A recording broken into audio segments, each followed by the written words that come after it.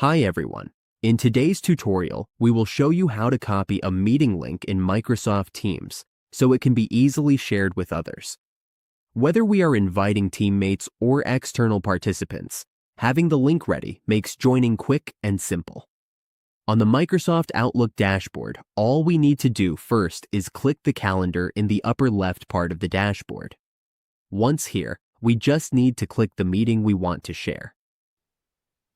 Then, we will click the drop-down button next to the Join button. We can now see the available options. Just click Copy Link or Copy Join Link. Then, go to the email. Once here, we just need to click New Email. Then, enter the email address we want to send it to, like this sample email address.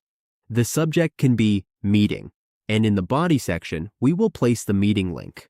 We just need to paste the link here, and this will be the meeting link. Now, just click Send, so it goes out to the recipients. That's how we can copy and share a meeting link in Microsoft Teams in just a few simple steps.